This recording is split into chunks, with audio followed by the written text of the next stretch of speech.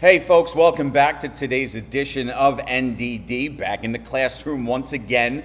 And the recruiting scene has been all the rage lately, coming off the heels of Irish invasion, but there were a couple of offers handed out from different camps following that very successful Irish invasion last Friday in South Bend, another rousing success. But the latest offers focus mostly in the 27 and 28 classes. And it started with 27 tight end Cors Loken, who comes from a position of great intrigue and need for the Irish. He picked up this offer following a Monday camp, 6'5", 220, a pass catcher, as good as they come. And he's a top 130 prospect right now across the entire board in the 2027 class. So this is a very intriguing one, especially when you look at some of the competition Notre Dame's going to have for the services. Auburn, Florida State, Illinois, Indiana, Minnesota, and Wisconsin also join Notre Dame in this regard as having offered Loken. The kid that plays his high school ball in Wisconsin at Iola Scandinavia, you would think conventional wisdom tells you it's a tough sell to pry this kid from the home state, especially with the Badgers hot on his heels, already having dished out the offer. But we've seen what Notre Dame's been able to do on the recruiting trail as it pertains particularly to the 26 class. So it's certainly not out of the realm of possibility that Notre Dame starts to bulk out their 2027 class with the tight end position. Makai Allen is another one from the state of New Jersey, a phenomenal linebacker. Don Bosco, that pipeline continues. A four-star backer, 6'2", 220. The interest, folks, is widespread, and if you've been following him, you know exactly what I'm talking about. Penn State, Michigan, BC, FSU, Pitt, homeschool at Rutgers are all very interested and have dished out offers as well. Notre Dame's very active in the linebacker department across the 2027 landscape. Amari Sanders, Toa Satele, Ellis McGaskin, who I spoke about earlier in the week. Those are some of the bigger names from the linebacker group that Notre Dame has very much kicked the tires on in this 2027 class. When you think about the 28 class, Cameron McGee, a phenomenal athlete, and edge rusher Darian Prescott also landed offers at the top of the week in South Bend. So very active 27 and 28, and it's not to be surprising considering what Notre Dame has done in the 26 class. A rare recruiting loss, and I'll put it in quotes if you can even call it that, broke earlier today with news that Simeon edge rusher Mikhail Blade, who I've spoken about on the program in the past, has committed to the University of Michigan. And that's an enormous get for head coach Sharon Moore and the Wolverines. We know that. And while the Irish come up short in pursuit, I don't equate this as being the disaster or failure that many across social media seem to be having. And this is where we get the ups and the downs and the some positive, some negative opinions when it comes to recruiting. Blade, 6'4", 245, just exudes everything you want from an athletic ability at his position. And it came down to Michigan, USC, Notre Dame, and he goes to Michigan. Boston College was in the mix late as well. But when you have players like this, all the programs are going to want to sink their teeth into them, and Blade ultimately elects to go to Michigan. Now, what does that mean for this class up front on the defensive line?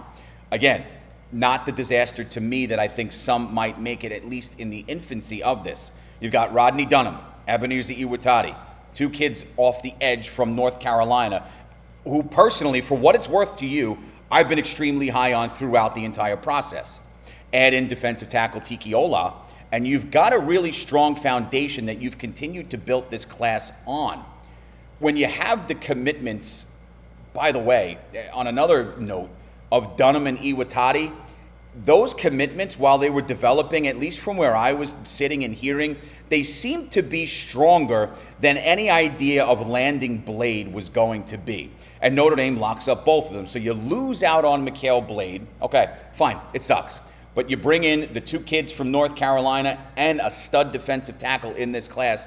I think Notre Dame and Coach Al Washington, Marcus Freeman have more than carried the load in this department. So while there will be an initial sting, and there usually is with the marquee recruits, I don't expect this one to reverberate for very long. And it's because of what Notre Dame has done in the entire landscape of the class. And moving forward, you talk about the offensive line recruiting. Notre Dame's bread and butter over the last couple of years has been the strong tight end play, strong offensive line play. We saw that O-line develop week after week last year, young but very talented, and now they'll come into this season as probably having the best front five in all of America. Grayson McHugh is somebody that they're very high on, and this is a kid who's a great story from a work ethic perspective. He's new on the O-line to the tackle position, having only played it last year as a junior. He's a 26 four-star.